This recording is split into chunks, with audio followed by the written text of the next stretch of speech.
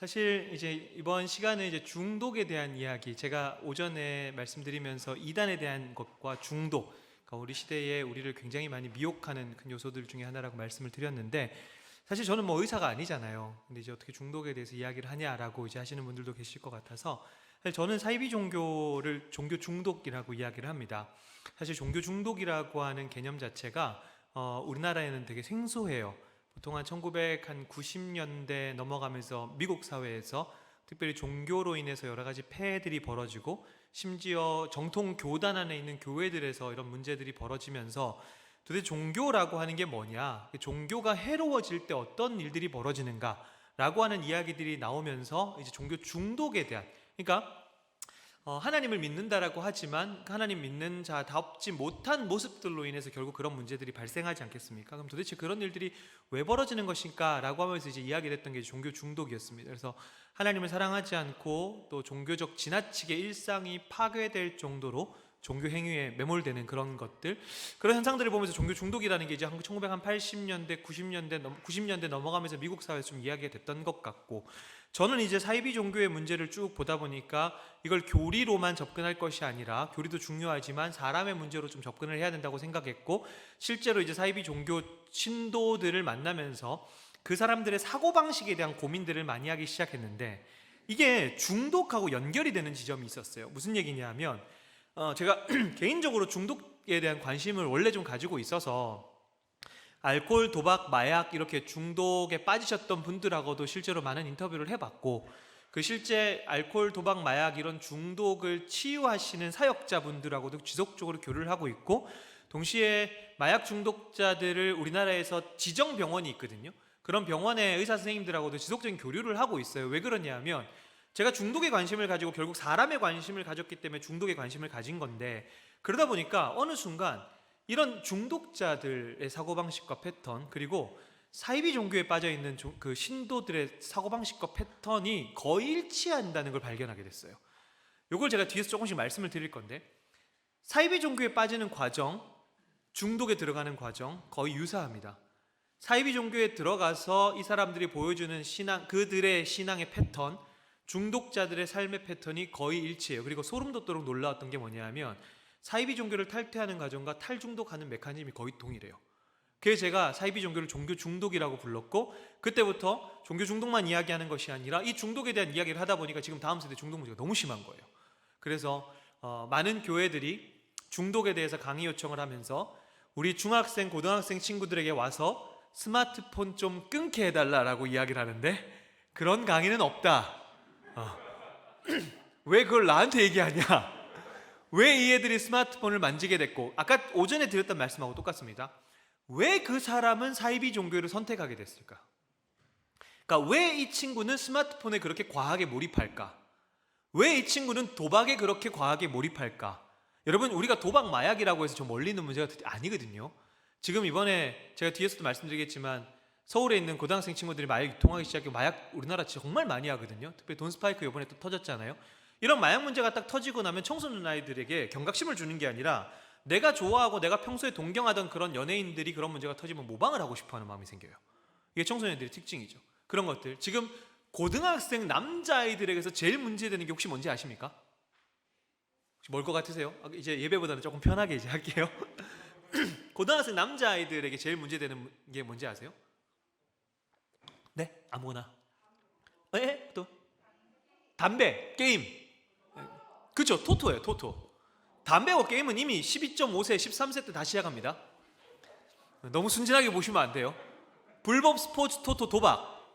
제가 언론에 나온 애들 중에 빚을 제일 많이 지내가 찾아봤더니 1억 2천인가 1억 5천이에요. 자, 도대체 이런 문제가 왜 벌어지는가, 그 얘기를 해드릴 텐데, 오늘 제목이 중독, 환경적 요인과 그리스도인의 책임입니다. 그러니까 중독에 대해서, 중독에 빠지게 되는 여러 가지 요인들을 사람들이 많이 얘기해요. 의사들이 뭐 유전적 요인을 얘기하기도 하고, 생물학적, 이게 남자냐 여자냐, 나이가 좀 있냐 없냐. 사실 뭐 코카인 같은 그런 물질들은 남자하고 여자에 따라서 화학 반응을 좀 다르게 일으키거든요. 그래서 그런 생물학적 요인에 대해서 이야기하시는 분들도 있고, 또 뭐 심리적 요인도 얘기하시는 분들이 많은데, 저는 개인적으로 중독 문제를 보면서 우리 교회가 제일 집중해서 봐야 될 문제가 이 환경적 요인이라는 겁니다. 즉, 이 친구가 왜 거기에 손을 대게 됐는가, 왜 저 사람은 저기에 빠지게 됐는가? 이 지점을 교회가 이 사회를 바라보는 책임적 의식으로서 좀 볼 필요가 있다라고 하는데 그 얘기를 좀 드리려고 합니다. 자, 제가 SNS에서 한때 되게 많이 회자되고 돌았던 사진이 있는데 출처를 찾아보려고 했더니 출처를 잘 모르겠는데 오늘날 세태를 되게 풍자하는 사진이었던 것 같아요. 한번 보여드릴게요. 아이폰에 잠식이 된 상태인 거죠. 네. 그리고 이건 뭐냐면 곧 죽어도 셀카는 찍고 죽겠다. 그죠? 근데 여러분 저는 제가 1부 때는 말씀드렸는데 2부 때는 말씀을 못 드린 게 있어요. 그래서 혹시 1부 때 들으신 분 한 번 좀 더 들으시면 좋은데 제가 이 사진을 보면서 무슨 생각이 들었냐면 단순히 찍고 죽겠다 이 개념이 아니라 제가 뒤에서도 중독에 대해서 어떤 정의가 이루어지는 체계적으로 설명은 드리겠지만 한번 언급을 하고 넘어가는 겁니다. 중독자들의 가장 큰 특징 그리고 문제가 일어날 때 가장 큰 특징이 뭐냐면 자기 객관화가 안 된다는 거예요.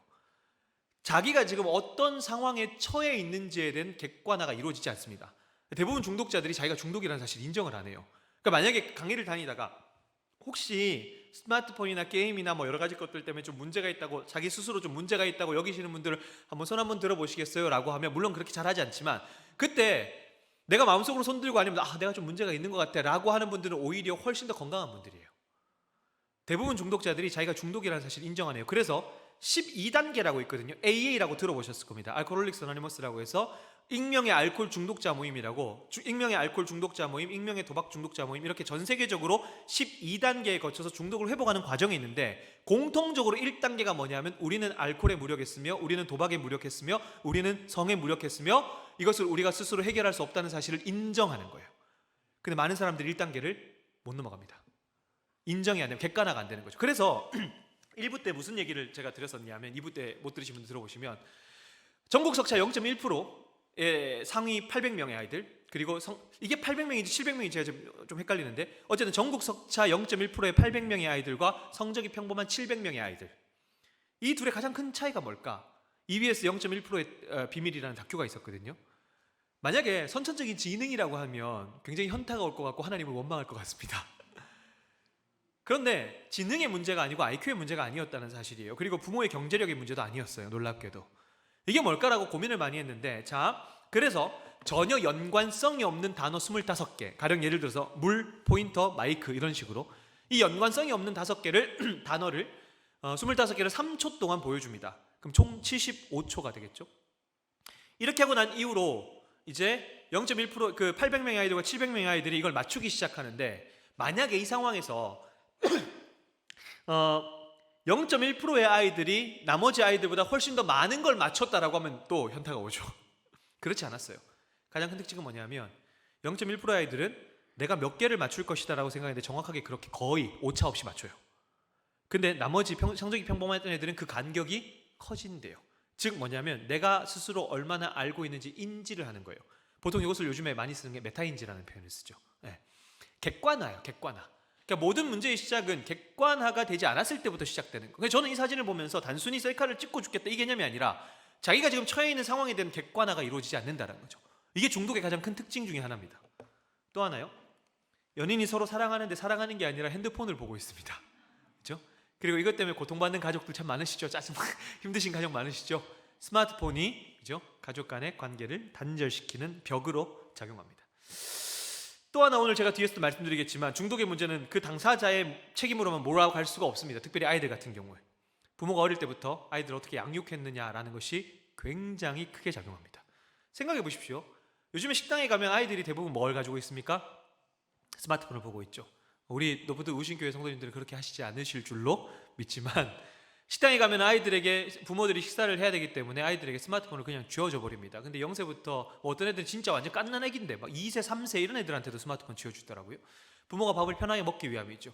그렇게 해서 지난 10년을 그렇게 길렀는데 중학생 돼서 야 너 스마트폰 그만해라고 끊어내라고 한다면 이게 아이들 책임입니까? 부모님의 책임입니까? 그렇죠? 내가 그리스도와 함께 십자가에 못 박혀야 되는데 SNS, 페이스북에 못 박히는 이런 현실들 그렇죠?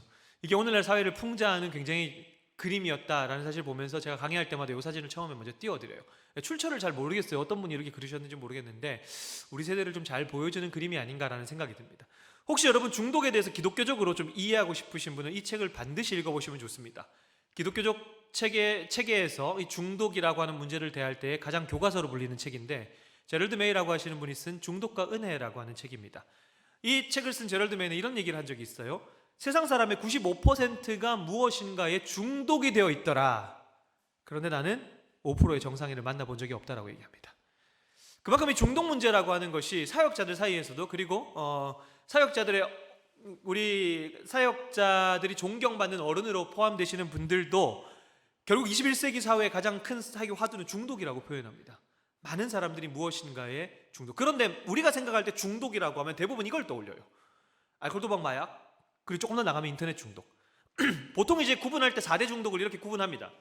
알코올, 도박, 마약, 인터넷 이렇게 구분하는데, 제가 이걸 얘기하면서 무슨 말씀을 먼저 드리냐면, 중독이라고 했을 때 많은 사람들이 나와는 관계없는, 특별히 교회에서는 그렇게 많이 생각을 하세요. 근데 어떤 문제를 대함에 있어서 우리가 실태를 좀 정확하게 아는 게 중요한데, 여러분 우리나라에 알코올 중독자 수가 몇 명 정도 되는지 아십니까? 혹시 몇 명 정도 될 것 같으세요? 알코올 중독자 수가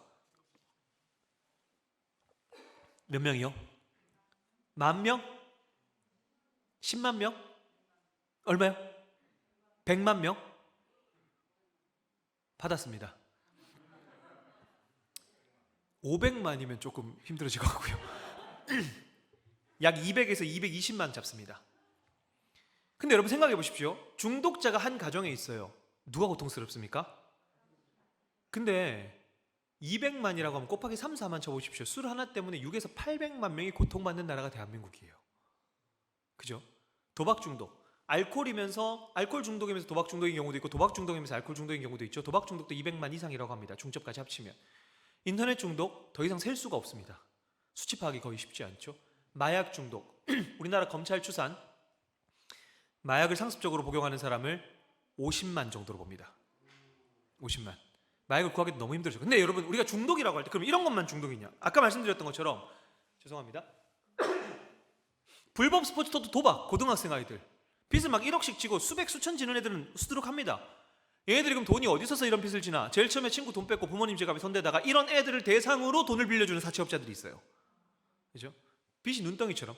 근데 이것뿐만 아니라 여러분, 요즘 붕붕 드링크라고 들어보셨습니까? 붕붕 드링크? 붕붕 드링크는 뭐냐 하면, 자, 세상에서 제일 이기기 힘든 게 있습니다. 제일 무거운 거.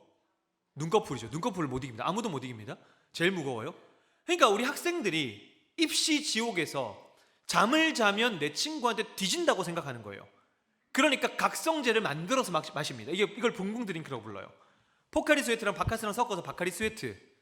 근데 이걸 먹어봤는데 각성 효과가 더 한두 번 먹다 보면 내성이 생기니까 더 강력하게 작용하기 위해서 하이퍼 붕붕 드링크를 해서 레모나 같은 거 섞어서 마시죠. 학생들만 마실까요? 아니에요. 야근하는 직장인들. 자, 어떤 환경적 요인을 말씀드린지 아실 겁니다. 붕붕 드링크가 유행했던 이유는 붕붕 드링크가 탄생하는 배경이 있었다는 거예요. 뭡니까? 입시 지옥에 빠진 우리 아이들. 전 세계에서 가장 많이 야근하는 나라인 우리나라. 이런 것들을 탄생시킨다라고 하는 거죠. 심지어 요즘에는 중독이 마카롱 중독 이런 것도 있어요. 들어보셨습니까? 마카롱 중독이라는 건 마카롱을 계속 먹는 게 아니라 어떻게 하면 마카롱을 더 맛있게 처먹을 수 있을까? 이런 것들을 계속 고민하는 거예요. 심지어 일본에 갔더니 기차 중독 이런 것도. 기차 중독이 뭐야? 제가 일본 갔었는데 코로나 전에 후배가 저를 가이드 해주다가 그러더라고요. 아니 일본에 철길 엄청 많잖아요. 철길 위에서 어떤 남자애가 다 이렇게 서가지고 기차 한 대 지나갈 때마다 뭐 이런 소리 내는 거예요. 제가 쟤는 뭐야? 뭐 이렇게 생각을 했어요. 제가 제 친구한테 쟤는 뭐야? 라고 물어봤더니 쟤는 오타쿠래요. 자, 오타쿠라고 하는 게 지금은 막 이제 좀 이렇게 많이 쓰이지만 원래는 굉장히 부정적인 용어잖아요. 쟤는 기차 오타쿠래요. 기차 오타쿠가 뭔데? 그랬더니 저런 애들은 딱 이렇게 서 있다가 기차 한 대가 딱 지나가잖아요. 그럼 저게 몇 년도 어느 회사에서 어떻게 만들어졌는지를 안 돼요. 도대체 왜 이런 일이 벌어질까? 문제 제기를 먼저 드린 겁니다. 자, 그럼 도대체 중독이 뭐냐? 보통 이제 중독을 이렇게 구분합니다. 제가 구분한 게 아니고요. 일반적으로 이렇게 구분하는 겁니다.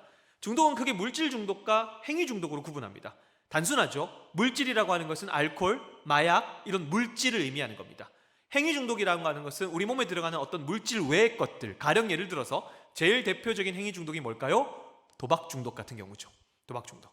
이 행위 중독은 다시 유형과 무형으로 구분하기도 합니다. 그러니까 유형이라고 하는 것은 우리 눈에 쉽게 확인되는 것들. 근데 무형이라고 하는 것은 어떤 심리적으로 내재된 그런 문제들인 거죠. 그러니까 중독을 이렇게 구분하는데, 자, 그럼 중독이라고 얘기하면 도대체 중독이 뭐냐? 이걸 좀 정의해야 되겠죠. 중독. 여러분 저는 중독에 있어서 중독 문제를 접근함에 있어서 정말 중요한 건 이 중독이라는 용어를 정의하는 거라고 생각합니다. 그러니까 이 용어를 통해서 우리의 상태를 한번 점검해 볼 수 있어요. 중독이라고 하는 것은 가운데 중자에 독독자를 사용하죠. 독 가운데 빠졌다는 얘기인데, 일반적으로 중독은 세 가지 관점으로 정의를 합니다. 학자들이나 의사들, 그리고 중독을 치유했던 사역자들 같은 경우는 대부분 중독을 이 세 가지 범주에서 정의를 많이 합니다. 언어적으로 정의하고요, 의학적으로 정의하고요, 심리학적으로 정의를 합니다. 자, 그러면 언어적으로 어떻게 정의하는가? 중독은 영어로 어딕션이라고 부르죠. 라틴어 어딕투스에서 나왔는데 무슨 얘기냐? 의존, 집착, 할애, 할당이라는 의미를 가지고 있습니다. 물론 우리는 어느 것에 의존하고 어느 정도 집착하기도 하고 어느 정도 할애하고 할당을 합니다. 근데 중독의 기준은 뭐냐면요, 내 일상이 망가지고 파괴될 정도로, 내 건강한 규칙적인 생활에 영향을 받을 정도로 어느 것에 의존하고 집착하고 할애하고 할당한다면, 가령 예를 들어서 이런 겁니다. 아이들이 게임을 해요. 게임을 했는데 이게 어느 정도 조절이 돼요. 애들 게임하는 것 자체가 문제는 아니니까. 근데 얘가 이 게임에 의존하기 시작하다가 어느 순간부터 밥 먹는 시간, 공부하는 시간, 그러니까 중독도 나중에 따져봐야 되는데 경증이 있고 중증이 있죠. 그러니까 내가 정상적인 일상을 살아가는 데 있어서 지나치게 과몰입하게 되는 것을 일반적으로 언어적으로는 중독이라고 불러요.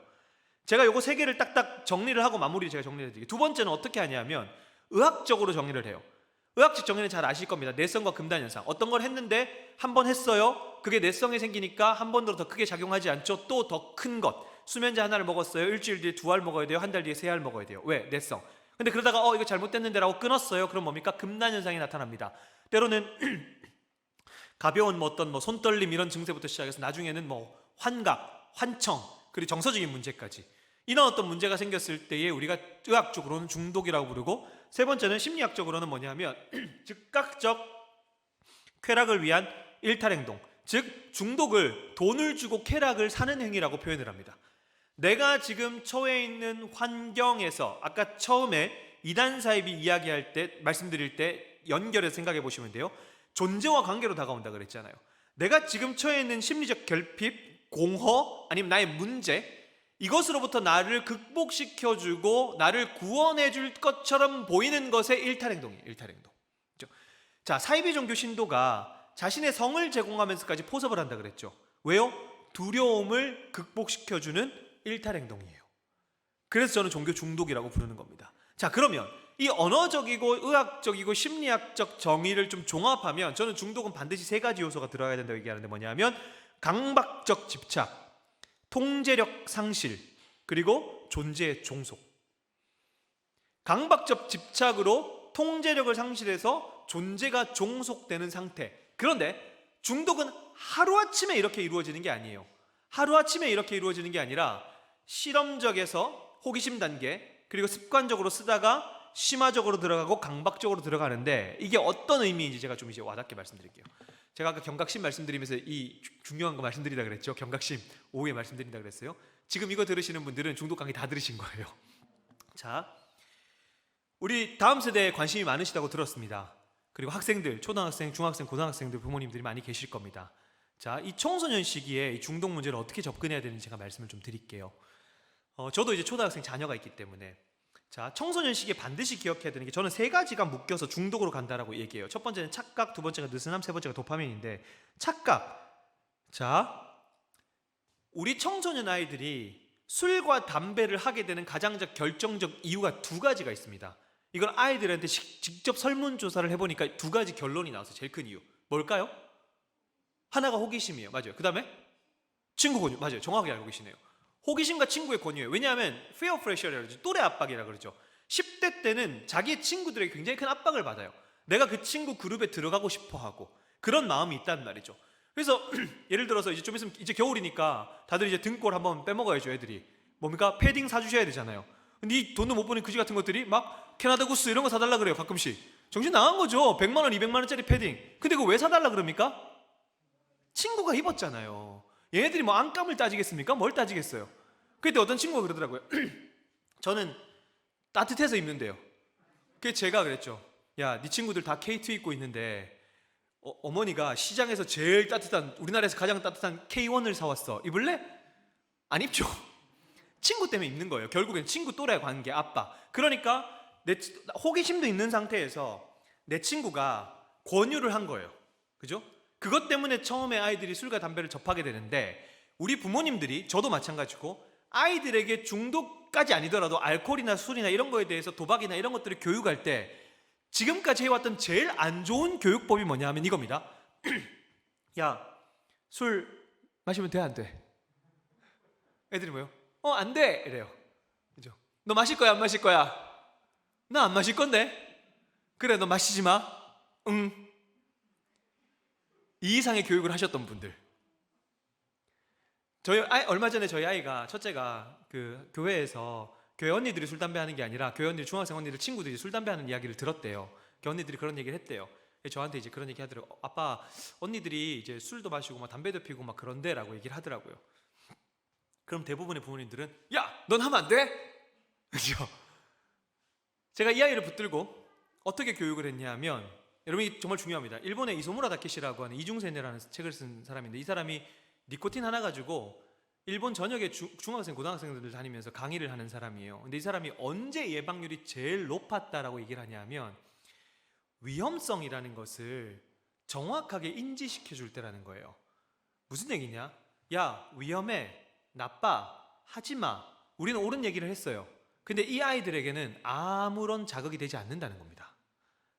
자, 왜 그런지 하면요, 또래 관계의 압박에 시달리는 친구가 호기심도 있는데, 내가 술을 마시고 담배를 한 모금 물면 내가 평소에 끼고 싶은 저 무리에 들어갈 수 있어요.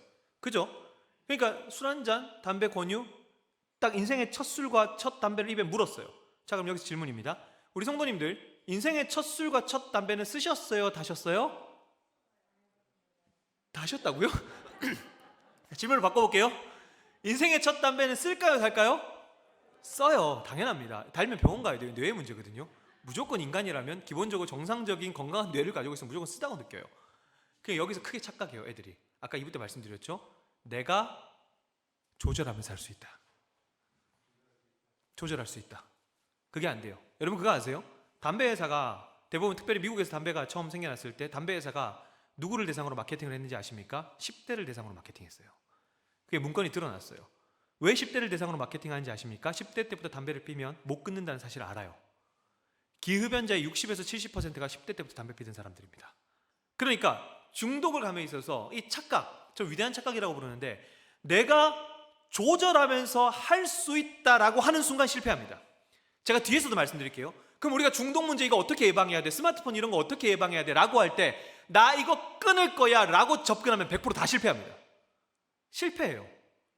내가 조절하면서 할 수 있다라고 크게 착각하는 거예요. 그러다 보니까 느슨함, 경각심이 없는 거예요. 그러면 이 아이들에게 어떻게 해야 예방률이 높아지는가? 이소무라 다케시가 명확하게 얘기하는데, 아이들한테 왜 나쁜지, 단순히 나쁜 게 아니라 왜 너의 몸과 너의 뇌를 어떻게 망가뜨리는지 정확하게 교육해 주라는 거죠. 예를 들면 15세 이전에 알코올을 마시기 시작하면 알코올 중독자에 걸릴 확률은 4배에서 5배가 높아집니다. 특별히 여러분, 코로나 때 없어진 뉴스가 하나 있어요. 뭐냐면 대학 신입생 때 술 마시고, 없어졌잖아요. 근데 여러분 생각해보면, 제가 그 뉴스를 옛날에 잘 모를 때는 볼 때마다 무슨 생각이 들었냐면, 아무리 선배가 술을 권유해도 먹다가 죽을 것 같으면 그만 먹어야 되잖아요. 근데 얘는 왜 먹었을까? 근데 청소년 시기의 뇌는요, 치사량에 다다를 때까지 이게 위험한 걸 못 느낍니다. 그래서 마셔요. 그러다가 어느 순간 치사량을 넘어가서 나도 모르게 죽게 된대요. 청소년 시기의 전두엽이라고 하는 사고와 어떤 이성적 판단을 관장하는 뇌의 부분이 만들어지기 시작하죠. 형성이 되죠. 그래서 청소년 시기의 뇌는 공사 중이라고 표현을 합니다. 그런데 이 공사를 뭡니까? 다 부실 공사로 만들어 버린다는 거죠. 그래서 아이들한테 교육을 하실 때 어떻게 하셔야 되냐면 이 알코올과 니코틴이라는 게 우리 몸과 우리의 뇌와 우리의 학업과 우리의 일상을 어떻게 망가뜨리는지에 대한 정확한 위험성을 인식할 수 있는 교육을 해주면, 단순히 위험해, 나빠 라고 하는 것보다 예방률이 훨씬 더 높다라고 이미 현장에서 검증이 끝난 겁니다. 이거는. 그래서 그런 식으로 접근하셔야 돼요. 아이들한테 너 하지마, 나쁜 거야. 아무런 도움이 안 된다는 거죠. 느슨함만 주는 거예요. 왜? 입에 대보니까 쓴 거예요. 그러니까 조절할 수 있다고 생각하는 거죠. 근데 조절이 안 돼요. 왜요? 도파민.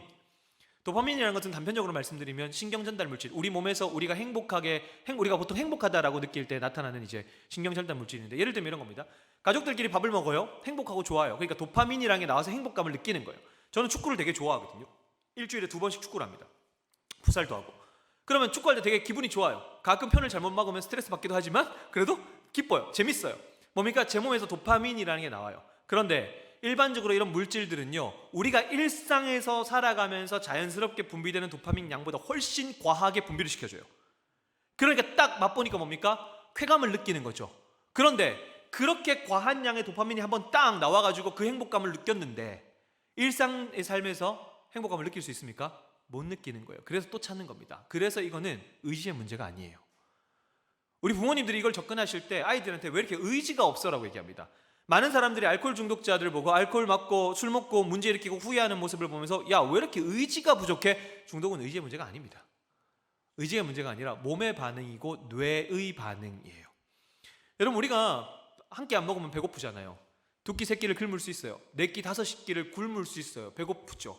그럼 그 배고픈 사람이 갑자기 음식을 찾아서 막 먹는 걸 보고 야, 너 왜 이렇게 의지가 부족해? 이렇게 얘기하지 않습니다. 자연스러운 생리 현상이에요. 그죠? 중독은 똑같습니다. 그래서 중독자들의 뇌가 아까 말씀드렸던 것처럼 합리화, 더 이상 합리적 판단을 위해서 작동하지 않는다라는 거죠. 아놀드 루드비라고 하는 중독자의 내면 심리 들여다보기라는 책을 쓴 분은 그 책에서 이렇게 얘기합니다. 중독자의 두뇌는 더 이상 합리적 판단을 위해서 작용하지 않는답니다. 그 상황을 합리화시키고 내가 여전히 술을 찾을 수밖에 없고 내가 여전히 담배를 찾을 수밖에 없고 내가 여전히 약물을 찾을 수밖에 없는 존재라고 하는 합리화를 통해서 계속해서 그 물질을 그래서 애초에 특별히 우리 아이들 같은 경우에 애초에 손을 대지 않는 것이 제일 중요합니다. 애초에. 그래서 아이들에게 위험성에 대해서 정확하게 알려주시려는 거고 이 위험성에 대해서 정확하게 알려줘서 아이들이 이거 정말 위험한 거구나라는 사실만 깨달으면 예방률은 급격하게 올라간다라고 이미 현장에서 전문가들이 이야기하고 있어요.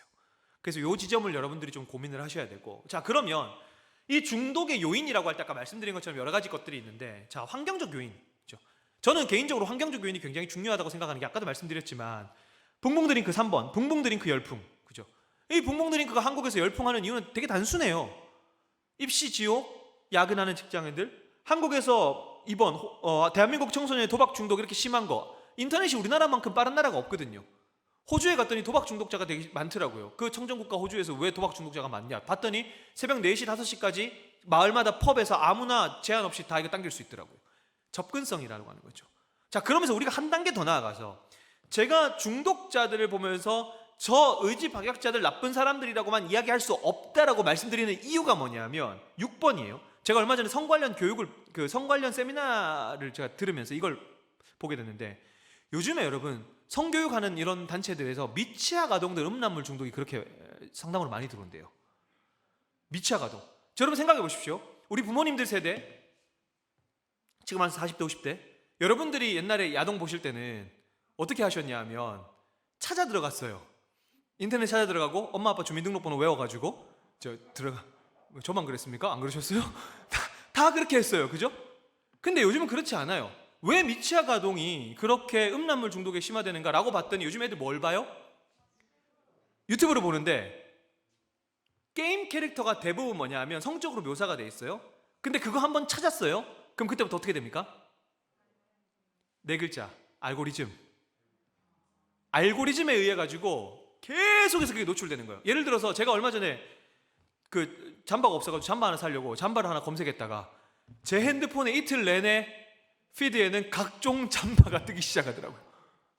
제가 말씀드린 건 이거예요. 우리 사회 자체가 이미 구조가 사람들을 그렇게 몰아넣는 환경이라는 거예요. 여러분 생각해 보십시오. 담배 피다가 폐가 망신했다는 얘기 들어보셨습니까? 폐가 망가지긴 해요. 근데 폐가 망신했다는 얘기 들어보셨어요? 술 먹다가 폐가 망신했다는 얘기 들어보셨습니까? 들어보셨죠? 우리나라 음주 문제 굉장히 심각해요. 알코올 중독자가 200만 명이 넘어요. 계속해서 음주운전 때문에 그렇게 문제가 돼요. 대학 신입생들 음주 때문에 그렇게 많이 죽어나가요. 근데 왜 술은 누구나 보면 다 알 수 있는 그 연예인들이 굉장히 멋있게 광고하냐고요. 우리는 중독의 문제를 단순히 한 개인의 문제로 볼 문제가 아니에요.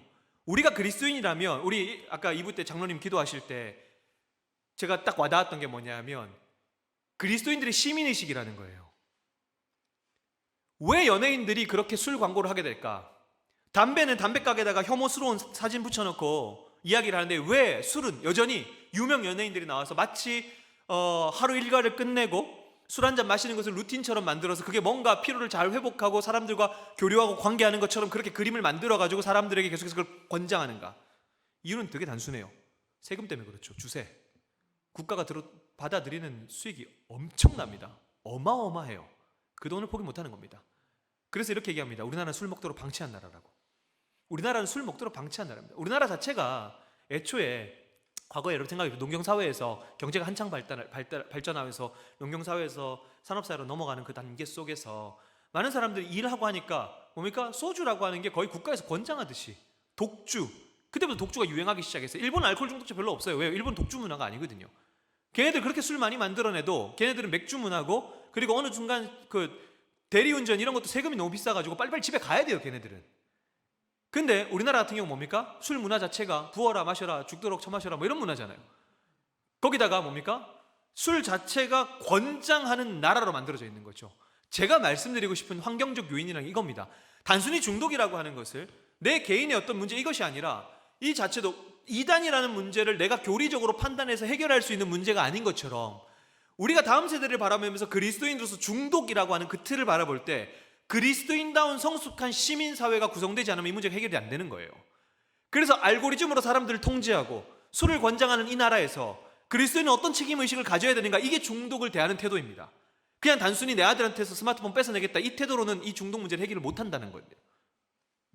그러면 어떤 환경이 중요한가라고 했을 때, 환경적 요인 얘기할 때 제일 중요한 건 역시 가정입니다. 물론 이제 요즘에 현대 이론에서는 가정의 문제로만 모든 중독의 원인을 이야기하지 않아요. 그런 부분에서 조금 부정적이긴 합니다. 하지만 1차적으로 가장 중요한 게 가정이라는 사실을 부인하지는 않습니다. 모든 이론에서.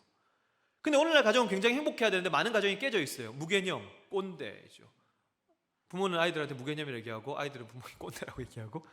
그래서 보통 이제 학문적으로 엮이는 가정을 4개의 유형으로 나눠놓죠. 경직, 혼돈, 밀착, 유리. 그러니까 굉장히 경직된 과정. 예를 들면 이런 가정 같은 경우는 한 사람의, 특별히 아버지의 권위가 굉장히 강해서 이 사람이 얘기하는 게 곧 가정의 법이에요. 밥 먹다가도 아빠가 마음에 안 들면 밥상 팍 엎어버리고 그런 집들. 근데 오히려 혼돈은 반대예요. 여기는 기준이 없는 집이에요. 뭐냐 하면 예를 들면 애가 밥을 먹다가 죄송합니다, 왜 이렇게 오늘 반찬이 짜고 지랄이야? 이렇게 해요. 그러면 부모가 애한테 뭡니까? 훈계를 해야 되는데 어떤 집은 이래요. 그냥 처먹어 이년아. 혼돈이고 질서가 없는 집이에요. 그리고 밀착이라고 하는 것은 경계가 없어요. 그냥 애가 막 성인이 됐는데도 막 빨가벗고 집을 돌아다니고, 그대로 반대로 유리라고 하는 거 완전히 방치죠. 그래서 실제로 어떤 문제가 벌어지냐면, 제가 얼마 전에 요거는 뭐 공개되는 게 아니게 제가 편하게, 사실 중독 강의나 이런 거 할 때는 녹화해서 공개되는 걸 좀 꺼려해요. 왜냐하면 좀 내밀한 상담이나 했던 얘기들이 현장에서 하고 끝내야 되는데 이게 공개될 수가 없기 때문에. 제 지인 한 명이 얼마 전에 이혼을 했어요. 그래서 들어보니까 하나는 유리 가정에서 자랐고 하나는 밀착 가정에서 자랐어요. 무슨 얘기냐면 남자네 집은 밀착 가정이에요. 그래서 경계가 없는 거죠. 근데 여자분은 유리 가정에서 자랐어요. 어느 정도 이렇게 좀 떨어져 있는, 좀 방치되고. 이런 유리 가정에서 자란 사람이 이 밀착 가정에 들어가서 살게 돼요. 그러니까 자기 방에서 이 와이프가 옷을 갈아입는데 시어머니가 놓고도 안 하고 문을 확 들어오는 거예요. 그럼 뭡니까? 당황하죠. 그 남편한테 얘기하겠죠. 야, 그죠? 야, 이건 좀 아니지 않아? 근데 남편이 어떻게 반응하는지 아세요? 가족인데 뭐 어때? 결국 그것 때문에 이혼을 했어요. 그러니까 엮이는 가정의 문제가 이런 거라는 겁니다. 그 예를 말씀드리는 거예요. 근데 여러분, 특별히 우리 다음 세대에 관심이 많으시니까 이 가정이라고 하는 게 이 청소년 시기에 중독에 빠지기 쉬운 환경이 가정에서부터 시작되는 걸 부인할 수가 없어요. 뭐냐 하면 깨어진 가정과 학대 가정에서 중독자들이 많이 나옵니다. 부인할 수가 없어요. 뭐냐 하면 사랑받지 못한 경험 때문에 세상을 멀리하고 가상현실에 빠지죠. 그러니까 가상현실에 몰두하는 이유는 되게 단순해요. 자기 현 상황에서 사랑받지 못하니까 현실 도피로서 가상현실을 찾아가는 거예요. 그 지점을 우리가 찾아야 된다는 겁니다. 음란물이라는 쾌락에 빠져요. 자신의 불행한 삶을 잊고자 뭡니까? 술로 도피를 합니다. 저는 중독을 뭐라고 그러냐면 대체제, 조금 더 나아가서 도피제라고 표현합니다.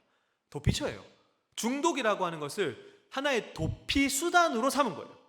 사랑받지 못한 상태니까 뭡니까? 오히려 반대로 사람에 대한 지나친 애착, 관계 중독으로 가는 거죠. 근데 오히려 방치 가정이에요. 건강한 자아상이 없어요. 한 번도 내가 사랑받아본 경험이 없어요. 거기다가 부모의 어떤 사랑한다는 이야기, 스킨십 이런 것들을 받아본 적이 없어요. 그러니까 내 상태 자체가 건강한 자아로 만들어지지 않는다는 거죠. 그래서 어떤 청소년 사회 가시는 분이 그런 얘기 하셨어요. 세상을 바라보는 시각이 다른데 탈선한 청소년들은 투견 같다라고 얘기를 하더라고요. 무슨 얘기냐라고 물어봤더니 이래요. 어릴 때부터 애완견이 집에서 이제 키우다 보면, 저희 집에도 얼마 전까지 닥스훈트 한 마리 키웠었거든요. 얘가 꼬리를 막 흔들어요. 그럼 뭡니까? 친밀감의 표시예요. 근데 투견이라고 하는 존재는 어릴 때부터 싸우는 개로 키워졌기 때문에 꼬리를 흔드는 그 신호를 나에게 위협하는 신호로 인식한대요. 그러니까 세상을 바라보는 시각 자체가 다른 거예요. 왜? 사랑받아본 경험도 없고 밀착해본 경험도 없고 부모에게 어떤 관계, 그런 공동체성에서 어떤 돌봄을 받아본 경험 자체가 없는 거예요. 그리고 반대로 과한 보호를 통해서 의존하게 만들고 의지하게 만들고, 그래서 청소년 중독이라고 할 때 근본적으로 청소년 중독 아니면 어떤 문제라고 할 때 스마트폰의 문제다, 뭐 아이들이 도박의 문제다, 아니면 게임의 문제다. 도박, 게임, 스마트폰, 그게 근원적인 이유가 아닙니다. 여기서부터 출발해야 돼요. 우리는 스마트폰이 문제니까 스마트폰을 떼야 된다고 생각해요. 게임이 문제니까 게임을 끊어야 된다고 생각해요. 아니에요. 그렇게 접근하면 실패합니다. 게임하고 스마트폰은 근원적인 문제가 아니라 그 게임과 스마트폰을 게임과 스마트폰에 손을 댄 이유가 분명히 존재해요. 아이들은. 그래서 청소년 시기에 알코올로 제가 예를 들어서 말씀을 드리면 도박이나 게임도 마찬가지입니다. 청소년 알코올 중독 문제를 치료할 때, 진단하고 치료할 때 뭐라고 얘기하냐면 1차적으로 1번, 청소년들은요 자신이 선호하는 한두 가지 약물 혹은 행위에 고정적으로 머물러 있지 않대요. 그 얘기가 뭡니까? 도박 자체가 문제가 아니라는 거예요. 게임 자체가 문제가 아니라는 겁니다. 대부분 청소년의 중독적 성향이 나타날 때에는 뭡니까? 불안장애나 스트레스 장애 같은 2차 정신과 질환을 가지고 있을 확률이 훨씬 높고요. 동시에 이 스마트폰 자체를 끊어내는 게 아니라 우선순위를 바꾸어 나가면서 기저의 정신과적 문제들과 그가 가지고 있었던 환경적 요인을 치료해 가는 게 순서입니다. 그걸 먼저 하는 거예요. 근데 우리는 이걸 단편적으로 봐요. 스마트폰이 문제니까 스마트폰을 뺐으면 되지. 절대로 그렇게 해서는 해결이 안 됩니다.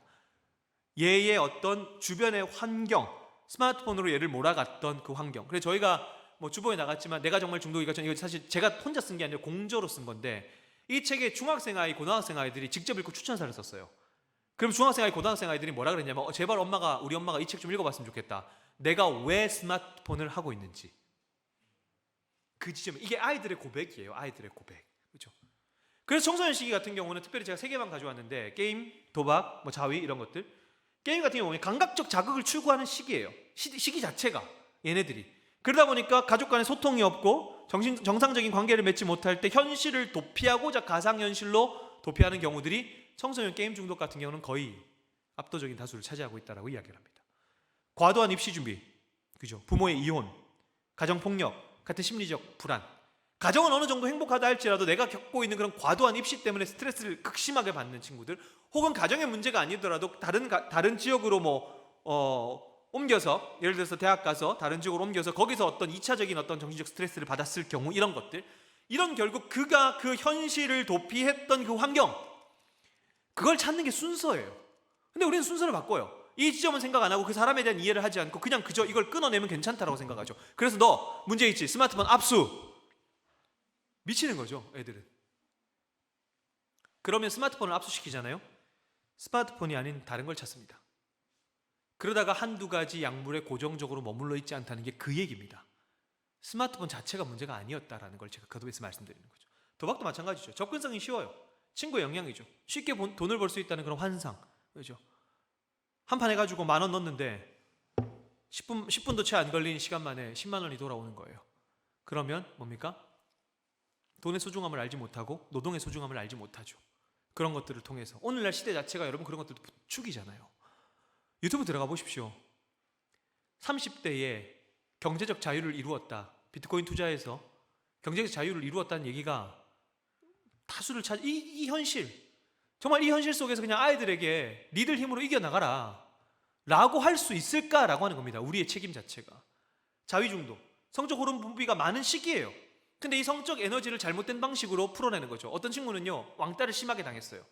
실제 있었던 사례를 말씀드린 겁니다. 왕따를 심하게 당하다가 자연스럽게 자기 몸을 어떻게 스치다 만졌는데 기분이 좋은 거예요. 그러다가 자연스럽게 그 왕따에 대한 스트레스를 자유로 풀어내는 거예요. 자유가 문제가 아니었던 거예요. 왕따가 문제지. 이제 이해되시죠? 그런 식으로 우리가 좀, 그래서 요한 할이라고 하는 미국에서 테드 강연했던 저널리스트는 이런 얘기를 해요. 중독은 현실의 삶을 영위하기 어려울 때 발생한다. 행복하고 건강할 때 서로 결속하고 관계를 맺는다. 그러나 정신적 충격, 고립, 삶의 무게에 억눌려 교류할 수 없을 때 안도감을 찾기 위해서 무엇인가를 갈구하게 된다. 그래서 요한 하리가 굉장히 중요한 이야기를 하나 했어요. 뭐라고 얘기했냐면 중독의 반대말은 맑은 정신이 아니라 관계라고 이야기합니다. 되게 많이 감동했어요 그때. 중독의 반대말은 맑은 정신이 아니고 관계라고 이야기를 하더라고요. 여러분들, 사람이 관계를 맺지 못하고 살아갈 때 당연히 문제가 발생하는 이유는 뭐냐 하면, 신앙적 차원으로 말씀을 드릴 때에 하나님이 인간을 관계를 맺는 존재로 창조를 하셨어요. 여러분, 인간이 가장 인간답게 사는 길은, 제가 성경을 아무리 많이 봐도 인간이 가장 인간답게 사는 길은 단 하나입니다. 올바른 관계예요. 무슨 얘기냐? 하나님은 인간을 세 가지 관계를 맺는 존재로 창조하셨습니다. 첫 번째 하나님과의 관계, 두 번째 인간과의 관계, 세 번째 다른 피조 세계와의 관계예요. 그런데 죄 때문에 이 세 가지 관계가 깨집니다. 하나님과의 관계가 깨져가지고 하나님 낯을 피해가지고 숨어버렸어요. 두 번째, 인간과의 관계가 깨졌죠. 우리 창세기 4장에 보면 가인이 아벨을 죽이는 사건이 나옵니다. 우리는 단순한 살인사건이라고 이야기했는데 아니죠. 인간 대 인간의 관계가 얼마나 처참하게 깨어질 수 있는가를 상징적으로 보여주는 사건이라고 저는 봐요. 그리고 피조세계, 하나님께서 만들어 놓은 피조세계와 인간의 관계가 깨져버려요. 왜요? 심은 대로 거두었는데 그렇지 않고 이제는 땅이 가시덤불과 엉겅퀴를 내요. 관계가 깨지는 거죠. 그런데 그 인간이 가장 인간답게 살 수 있는 방법은 하나입니다. 그 관계를 회복하는 거죠. 그래서 이게 중독과 이어질 때, 이게 세상 사람들, 이거 요한하리 이런 사람들은 아마 제가 알 때 기독교 신자가 아닌 걸로 아는데, 이런 사람들조차도 결국에 이런 문제의 핵심은 뭐냐면 관계라고 이야기를 하는 거죠. 중독의 반대말은 맑은 정신이 아닙니다. 관계입니다. 라고 얘기하는 거죠. 그래서 마크 쇼우라고 하는 사람이 중독 예방 양육에서 이런 글을 써요. 마약과 알코올은 근본적인 문제가 아니다. 근본적인 문제는, 이건 기독교적 서적입니다. 근본적인 문제는 의식적으로 그리고 무의식적으로 고통과 어려움을 피하고 자기중심적 쾌락을 위해 살려고 가르쳐온 부모들과 자녀들의 인간적인 마음에 있다. 핵심이라고 봅니다. 그러면 우리가 이 환경적 요인을 좀 어떻게 극복해야 되는가에 대한 이야기. 그러니까 중독에 대해서 여러 가지 이야기할 수 있지만 교회가 그리스도인으로 접근할 수 있는 저는 가장 중요한 지점은 환경적 요인이라고 보는 거죠. 왜? 스마트폰 중독, 게임 때문에 문제가 일어나. 근데 그 스마트폰과 게임 그 자체가 문제가 아니라는 사실을 제가 계속해서 말씀을 드렸어요. 왜요? 주변의 환경적 요인들 때문에. 그러면 중요한 건 우리가 이 환경적 요인을 극복을 해야 되는데 두 가지 방식으로 할 수 있을 것 같아요. 첫 번째는 개인적인 측면, 두 번째는 사회적인 측면. 자, 제가 아까도 잠깐 말씀드렸지만 우리 안에 있는 어떤 게임의 문제, 우리 아이들의 어떤 게임의 문제나 스마트폰이나 문제나 이런 것들을 극복할 때 전제 조건이 있습니다. 뭔지 아십니까? 우리 같이 한번 따라 읽어보겠습니다. 시작. 끊는 것을 목적으로 하면 실패한다. 반드시 실패합니다. 아니, 그럼 목사님 끊는 게 목적 아니에요? 목적이죠. 그러나 이렇게 생각하시면 돼요. 여러분, 우리가 하나님의 자녀답게 죄를 짓지 않기로 결단하고, 그죠? 내가 지금부터 한 번의 죄도 짓지 않을 거야 라고 그 목표를 가지고 이 문을 나서는 순간 여러분, 우린 실패할 겁니다. 그게 안 돼요. 그래서 저희는 보통 뭐라고 얘기하냐면 중독을 끊는 것을, 그러니까 내가 무조건 끊어야지 라고 이런 식으로 접근하면, 수학적으로 접근하면 실패하지만 중독을 이렇게 접근했으면 좋겠어요. 중독은 우선순위를 바꾸는 거예요. 우선순위를. 내가 하고 있던 행위, 종속, 강박, 통제, 이 상황에서 여러 가지 의지적 노력들과 성령의 도우심으로 인해서 우리의 우선순위를 바꾸어 나가는, 저는 중독이야말로 성화의 과정이라고 보는 겁니다. 제가 우리나라에서 마약 중독자 치유하는 지정병원들 중에 그래도 제일 잘하는 병원이 인천에 있는데 그 병원 원장님하고 주기적으로 교류를 해요. 그래서 원장님한테 물어봤어요. 원장님, 마약 중독자들의 회복을 몇 년을 봐야 됩니까? 라고 이야기를 해요. 물론 통상적으로 이야기하는 것들이 있어요.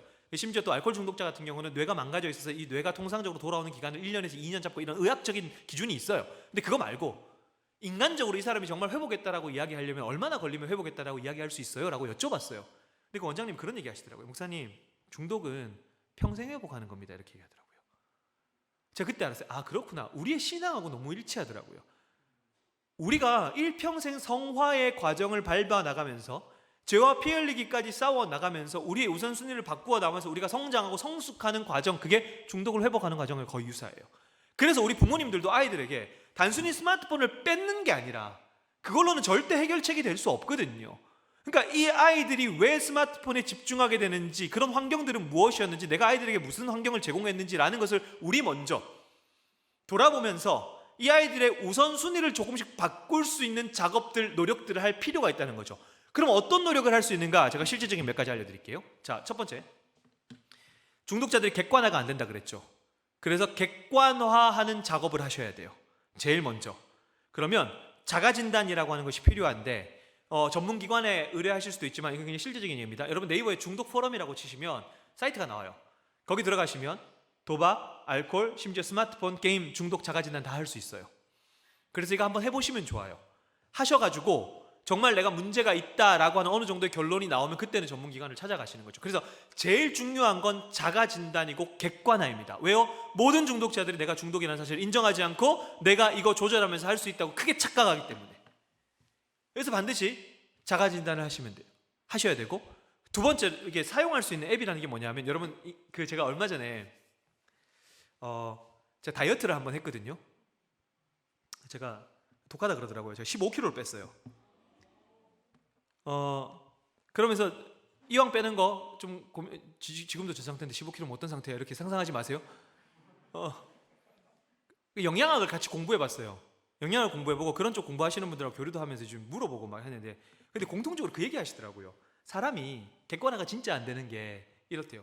보통 우리가 원래 칼로리에 속으면 안 됩니다. 우리 칼로리에 속으면 안 되는데, 그래도 칼로리가 어느 정도는 좀 중요하기 때문에, 예를 들어서 일일 하루에 그 대사량들이 있고 칼로리가 있잖아요. 섭취 권장 대사량이 있고.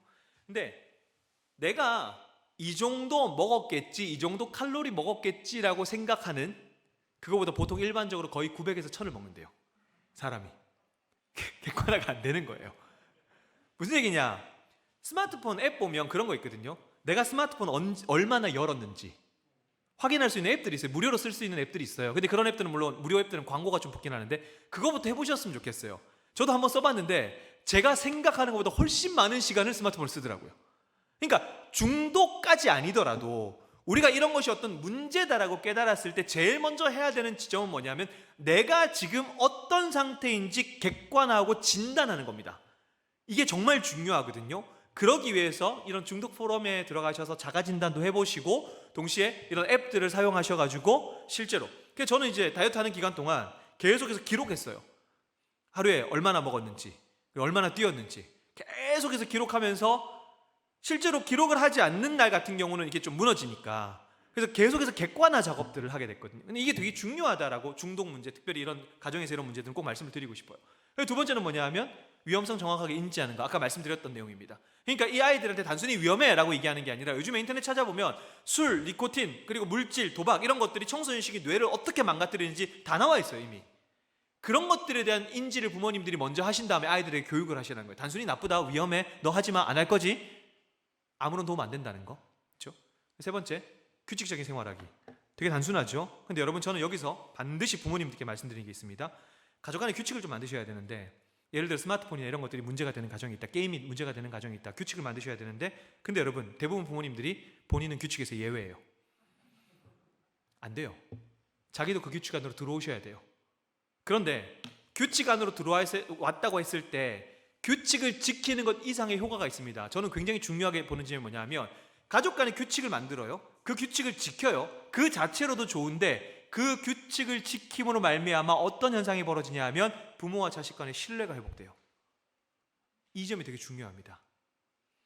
그래서 부모가 절대 예외가 아니라고 하는 것을 반드시 기억하셔야 돼요. 마크 쇼우, 아까 제가 보여드렸던 그 책 중독 예방 양육, 거기서 계속적으로 강조하는 게 뭐냐 하면, 자녀 신앙 교육에 있어서 부모가 1번이라는 거예요. 그러니까 부모와 자녀의 관계가 수동적이 아니라 능동적으로 이루어져야 되는데, 여러분, 부모는 명백하게 자녀를 위해서 희생하는 존재입니다. 내가 왜 아이들을 위해서 근데 이거를 사람들이 이런 생각하세요. 예를 들면 아까 초반에도 그런 말씀 드렸죠. 스마트폰 밥 먹는데 이렇게 딱 놔둔다 그랬잖아요. 근데 결국 부모가 밥을 편하게 먹기 위해서 그렇게 하는 거거든요. 근데 나중에 돼가지고 이 아이한테 스마트폰 뺐으니까 당연히 안 되는 거죠. 사실 죄송한 말씀이지만 제가 자랑하려고 하는 게 아니라 저희가 했던 방법을 좀 말씀드리면, 저희 아이들은 사실 스마트폰이 자유예요. 게임 자유합니다. 초등학교 5학년, 2학년인데 아이들이 철저하게 규칙 가운데 자기들이 알아서 다 조절합니다. 근데 이렇게 되기까지 저희가 부모들이 얼마나 노력했는지 몰라요. 물론 이 강의를 저희 아내가 들으면 네가 한 게 뭐 있냐 이렇게 얘기하겠지만, 저는 많이 안 했고 저희 아내가 했는데 정말 그죠? 분명히 그럴 거예요. 네가 뭐 있냐 이렇게 얘기하실 거지만, 하실 거예요 그분은. 그런데 정말 많은 노력을 했어요. 예를 들어서 식당 가서 저희 아이들은 스마트폰 안 봅니다. 그게 안 보는 게 익숙해져 있어요. 저희가 꼰대짓을 한 게 아니에요. 뭐냐 하면 대체제라고 말씀드렸죠. 이 아이들이 스마트폰을 하지 않고 그 시간에 다른 걸 할 수 있도록 부모가 도와야 되는 거예요. 저희가 첫째 때는 스마트폰을 어쩔 수 없이, 저도 뭐 배워본 적도 없으니까 그런가 보다라고 애들한테 스마트폰을 줬는데 어느 순간 이거 안 되겠더라고요. 그래서 첫째가 조금 자라면서부터 둘째 태어나고부터는 뭘 했냐 하면, 예를 들어 식당에 가더라도 여러분 되게 단순한 겁니다. 이 아이들이 스마트폰이 아니라, 아이들은 집중력이 짧잖아요. 밥 먹고 빨리 돌아다니고 싶고 그러잖아요. 그러니까 되게 단순한 거, 평소에 아이들이 좋아하던 그림책 아니면 그림 그리는 거 아니면 종이접기 이런 것들 항상 챙겨가요. 그러면 저희 둘째 같은 경우는 옛날에도, 지금은 좀 사람 됐는데 그때만 성격이 더러워가지고 막 그림 그리다가 에이 색깔 마음에 안 들어 집어 던지고 막 이랬어요. 그럼 가가지고 죄송합니다 그러고 주워오고, 그죠? 근데 그 일련의 과정들 되게 귀찮고 짜증나요. 그냥 스마트폰 쥐어주면 밥 먹을 수 있단 말이에요. 근데 그 모든 일련의 과정들을, 귀찮은 과정들을 그냥 버텼어요. 그랬더니 동시에 저희 집 같은 경우는 제가 이제 2월 달에 저희가 이사를 했다고 말씀드렸죠. 이사하면서 TV를 없앴어요. TV를 없애면서 아이들에게 온갖, 그죠? 멸시와 천대를 받았지만 이 아이들과 좋은 어떤 규칙을 정하고 나름의 이야기들을 정하고 우리만의 룰을 정해서 그걸 철저하게 지키는 선에서 우리 아이들과 합의를 봤어요. 그래서 죄송하지만 저희 아이들은 스마트폰, TV 이런 것에 굉장히 자유합니다. 할 거 어느 정도 다 해요. 첫째 아이는 스마트폰 가지고 있어요. 카톡방도 들어가 있고. 근데 여기에 대해서 저희가 그렇게 스트레스를 받지 않아요. 근데 그것은 보통 보니까 한 6, 7세에서 초등학교 한 1, 2학년 때까지 그 기간 동안 저희가 잡았던 습관이에요. 잡았던 습관. 그래서 부모님들이 이런 부분들을 좀 고민을 하셔서 단순히 네가 끊어야 돼가 아니에요. 같이 하고 그 일을 위한 가치 희생, 그리고 그걸 통해서 부모와의 신뢰를 회복하는 과정들을 통해서 부모의 이야기가 좀 가정 안에서 권위가 설 수 있도록. 우리 아빠는 맨날 규칙 지어놓고 안 지키는데 내가 왜 지켜야 돼? 되게 단순한 논리로 가는 겁니다. 애들은 우리 아빠가 규칙 정해놓고 아빠가 안 지키는데 왜 나한테 지키라 그래? 아빠는 아빠니까, 아빠는 어른이니까. 여러분 이게 언제까지 통한다고 생각하세요? 전혀 그렇지 않아요.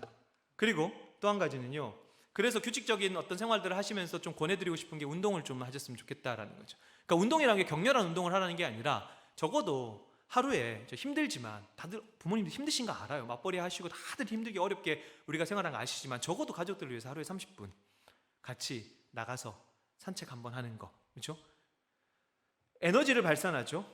그리고 동시에 또 지금 조금 어떤 게임이나 이런 것들에 문제가 있는 친구들 같은 경우는요, 같이 공동체가 할 수 있는 운동을 좀 하면 좋아요.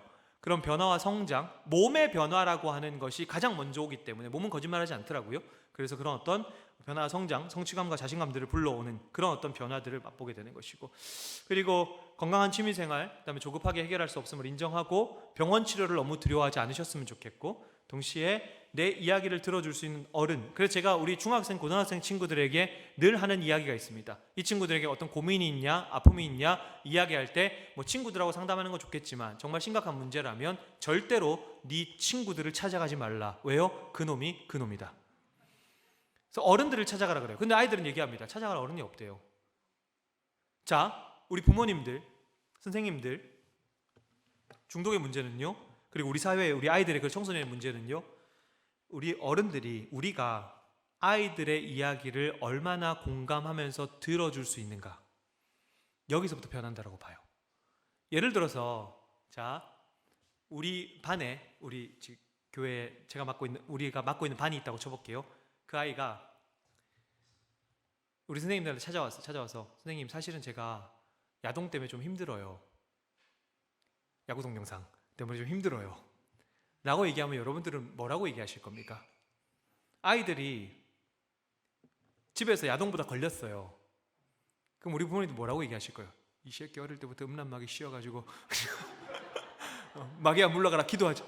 아 그래 힘들구나, 자 일로와 같이 기도하자. 무릎 꿇고 주님, 음란마귀가 떠나가게. 그럼 교회를 떠납니다, 여러분. 음란마귀를 떠나게 아니라 교회를 떠납니다. 여러분, 이 아이들이 그 나이 때에, 아니 여러분, 물론 음란을 보고 뭐 자위하고 이런 부분들을 또 우리가 신앙적 차원에서 또 교육을 해야죠. 근데 그 나이 때 그 아이들이 그거 한 번 봤다고 진짜 정말 죽을 죄를 진 겁니까, 이게? 아니잖아요. 너 그렇구나, 그것 때문에 힘들구나, 나도 옛날에 그랬는데, 먼저 공감부터 해주고. 근데 대부분의 많은 어른들 당혹스러운 거예요. 회피하고 싶은 거예요. 그러니까 뭡니까? 그냥 판단하고 정죄하고 넘어가는 거예요. 그리고 우리가 어릴 때부터 너무 율법적으로 성에 대해서 들었기 때문에, 물론 죄지만 죄라고 하는 모든 프레임을 씌워서 네가 죄를 지었어, 이 아직까지 분별력이 부족한 미숙한 이 청소년들에게 그렇게 접근하니까 이 문제가 해결이 안 되는 거예요. 먼저는 공감을 해주고, 왜 때문에 그런 일이 벌어졌는가 좀 살펴보고, 뭐가 힘든지도 좀 들어보고, 그러면서 해결책을 좀 찾아가면 좋겠는데, 내가 정말 이 아이들에게 이야기를 공감하면서 들어줄 수 있는 어른인가? 우리 아이들은 나를 찾아올 수 있는 상황인가? 라고 하는 고민들을 좀 해보셨으면 좋겠어요. 근데 이런 얘기를 하면 많은 분들이 이런 얘기 하세요. 당연하다고 얘기하세요. 당연한 거 아니야? 지금 목사님 얘기하는 거 다 당연한 거 아니에요? 근데 제가 가끔씩 보는 웹툰들이 있거든요. 오해는 하지 마세요. 여러분들은 뭐 말씀과 기도로만 사시겠지만, 저는 타락해서 넷플릭스도 보고 웹툰도 보고 한 번씩 봐요. 보는데 어느 한 웹툰에서 제가 어디서 봤는지 정확히 기억은 안 나는데 이런 얘기를 하더라고요. 한 주인공이 옆에 있는 한 보조 주제자 주인공한테, 야, 네가 하는 말 당연한 거 아니냐, 이렇게 얘기를 하더라고요. 근데 그 주인공이 이렇게 얘기를 해요. 군자가 되기 위해서 몸가짐을 바로하고 부모를 공경하고 약자를 기만하지 않고 재물을 탐하지 않고 위로는 예를 다하고 아래로는 존중을 잃지 말아야 된다. 이렇게 하면 군자가 될 수 있어 라고 얘기를 해요. 그럼 당연한 거 아니야? 근데 너 그렇게 살 수 있어? 이렇게 물어봐요. 여러분, 10계명 지키면, 우리 10계명 지키면 살 수 있어요. 근데 되게 당연한 거 아니에요? 이웃을 사랑하고, 가늠하지 말고, 남 미워하지 말고, 되게 당연하잖아요. 근데 그 당연한 것들이 잘 지켜지지 않는다는 거죠. 아까 말씀드렸던 몇 가지 것들이 있습니다. 물론 그 한 가지 한 가지 되게 많은 시간 말씀드릴 수 있겠지만, 1차적으로 제일 먼저는 객관화를 위한 자기 점검. 그리고 두 번째는 뭡니까? 두 번째, 세 번째가 말씀드렸던 거, 이야기를 들을 수 있는 어른, 시간을 내서 함께 할 수 있는 운동, 동시에 가족 간의 규칙, 이런 것들을 정해놓고 어느 정도 부모가 가정 안에서 이루어지는 교육들이 이루어질 때, 오늘 어쨌든 중독 강의 가장 핵심적인 내용은 뭐냐 하면, 우리 아이가 스마트폰을 너무 많이 해요. 우리 아이가 게임을 너무 많이 해요. 잘 들으신 분들은 아시겠죠? 스마트폰, 게임 그 자체가 문제가 아니라는 겁니다. 게임이 문제가 아니라 스마트폰이 문제가 아니에요. 왜 그 아이가 게임과 스마트폰? 그럼 이 아이의 우선순위를 어떻게 하면 바꿔줄 수 있을까? 라고 하는 것을, 야, 네가 지금부터 네 우선순위를 바꿔, 아무리 얘기해 보십시오. 되는가? 안 되죠. 부모가, 교회가 그 환경들을 바꾸어 나가는 개념으로 여러분들이 접근하셔야 이 문제가 해결의 관점들이 좀 보인다라고 말씀을 드리는 겁니다. 그래서 이 아까 말씀드렸던 12단계 회복 중에 이제 4가지만 좀 말씀을 드리면, 우리는 알코올에 무력했다. 알코올 중독자들은 이렇게 고백합니다. 우리는 성에 무력했다. 우리는 도박에 무력했다. 우리는 마약에 무력했다. 객관화가 이루어지면 이것에 무력했다는 사실을 깨닫게 되고, 우리의 삶을 더 이상 수습할 수 없게 되었다, 내 힘으로 이겨낼 수 없게 되었다는 사실을 깨닫게 되면서, 우리보다 위대한 힘이 우리를 본정신으로 돌아오게 해주실 수 있다는 것을 믿게 되었다. 그러니까 이게 뭐냐면요, 사실 AA라고 하는 것은 기독교적 배경에서 생겨나긴 했지만, 공식적으로 우리는 종교색을 띠지 않는다라고 공식적으로 어느 순간 천명을 합니다. 그런데 이 자체가 기독교적 배경으로 시작됐기 때문에 어떻게 보면 굉장히 복음을 받아들이는 단계와 같아요. 내가 죄인이라는 사실을 인정하지 않으면 우리가 예수 그리스도를 영접할 수가 없습니다. 내가 죄인이라는 사실을 인정하고 죄의 문제를 해결할 수 없다는 사실을 깨닫고, 여기서 말하는 위대한 힘이라고 하는 게 단순히 신만을 얘기하는 게 아니라, 중독에서는 가족의 사랑, 그리고 가족들의 어떤 돌봄, 그리고 병원의 치료, 이런 어떤 3자의 힘을 이야기하는 거거든요. 이런 힘이 우리를 본정신으로 돌아와 주실 것을 믿게 되었다. 그렇죠? 두려움 없이 우리 자신에 대한 도덕적 검토, 내가 했던 행위에 대한 어떤 도덕적 검토를 계속해서 하면서 자기 객관화를 이루어가는 그런 환경들을 만들어 나갈 때 우선은 개인적으로 우리가 이 틀을 좀 깨나갈 수 있다라고 말씀을 좀 드리고 싶은 거고요. 두 번째 환경적 틀깨기, 사회적 틀깨기는요, 아까 제가 말씀드렸던 것처럼 우리 그리스도인들의 성숙한 시민의식이라는 게 좀 필요하다는 건데, 뭐냐면요, 중독은 이렇게 얘기해요. 그리스도인의 책임 있는 삶과 사회적 협의로 극복할 수 있다. 무슨 얘기냐면요, 자, 제가 포르투갈에서 있었던 이야기 하나 들려드릴게요. 포르투갈에서 있었던 이야기, 나머지 세 개는 제가 아까 말씀드렸으니까, 포르투갈에서 어떤 일이 있었냐면, 아마 90년대 후반, 2000년대 초반 아마 유럽 사회에서 마약 문제로 제일 골머리를 앓았던 나라가 바로 포르투갈입니다. 마약 문제가 너무 심하다 보니까 이걸 어떻게 해야 될까라고 고민을 하다가 정책을 내놨는데, 어지간한 마약들을 다 합법화를 시켜버려요. 뭐지? 왜 합법화를 시켜? 근데 대신에 한 일이 있습니다. 뭐냐 하면, 지금까지 마약 중독자를 잡아다가 처벌 일변도의 정책을 펼쳤어요. 여러분, 한국에서도 마찬가지입니다. 처벌 일변도의 정책은 절대로 좋은 해결책을 가지고 올 수가 없어요. 예를 들면 여러분, 마약 중독자들 잡아다가 마약 중독자들끼리만 모인 수용소에 집어넣어요. 그럼 어떤 일이 벌어지는지 아십니까? 네트워킹을 더 넓혀서 나와요. 저는 인천의 중책, 여기는 이제 서울의 중책 만나는 거예요. 그래서 야, 인천에 그런 루트가 있어? 서울에는 이런 루트가 있다? 나와서 더 넓혀서 옵니다.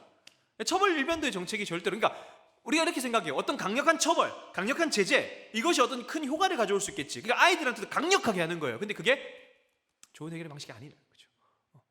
그래서 포르투갈 같은 경우는 마약 중독을, 마약이라는 것을 어느 정도 열어놓고 어떻게 했냐면 처벌의 정책을 회복의 정책으로 바꿨어요.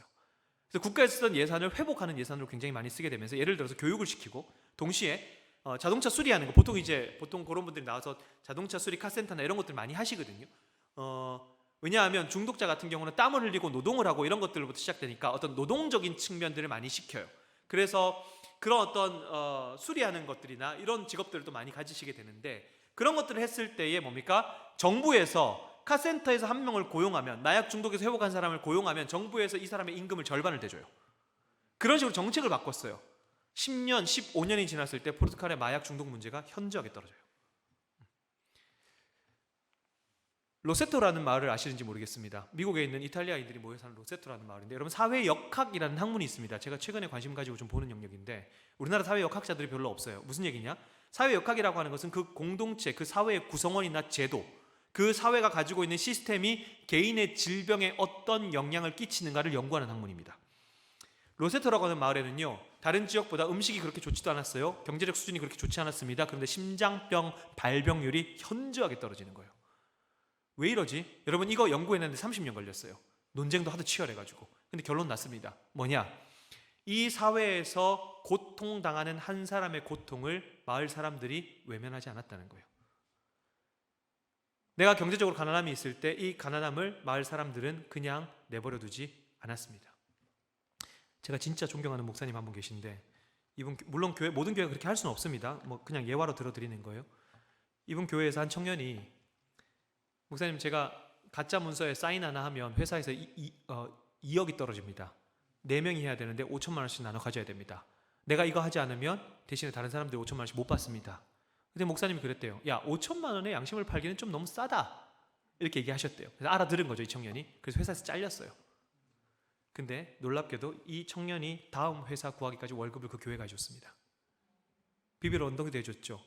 단순히 너 나가서 그렇게 살아라라고 얘기한 게 아니에요. 살도록 도와줬어요. 교회는 그런 곳이구나. 그러려면 다른 사람들이 희생해야 돼요. 내 코가 석자지만 그 친구를 위해서 희생을 해줘야 돼요. 로세토라고 하는 지역, 지금 심장병 발병률이 다른 지역과 거의 유사해졌습니다. 왜요? 공동체성이 깨졌거든요. 베트남 전쟁 이후에 베트남 전쟁에 참전했던 미군들의 20%가 헤로인 중독에 걸립니다. 그 사람들이 전쟁이 끝나고 미국으로 다시 돌아왔는데, 놀랍게도 마약 중독을 회복하기 시작합니다. 마약 중독 회복이 진짜 어렵거든요. 두 가지 이유 때문에 그렇습니다. 첫 번째, 내가 사랑하는 가족을 만났고, 두 번째, 더 이상 전쟁이 없는 국가로 돌아왔습니다. 환경이라는 거죠. 환경. 전 세계에서 중독 문제를 가장 잘 치유한다고 알려진 베텔 공동체가 있습니다. 이분은 엘리엇 테퍼라는 선교사님인데, 이분이 하버드 출신이에요. 지금 이 베델 회복 공동체라고 하는 것을 한국에서 도입해서 하시는 분이 수원에 계신데, 이제 막 시작을 했어요. 전 세계 한 4,000개 정도 센터가 세워져 있다고 합니다. 여기는 중독의 회복률이 왜 이렇게 높을까 살펴봤더니 되게 단순합니다. 베텔은 병원도 재활기관도 아닙니다. 크리스천 가정입니다. 가정. 사람들과 개인적인 이게 핵심이죠. 관계를 맺는 공동체이지 클리닉이 아닙니다.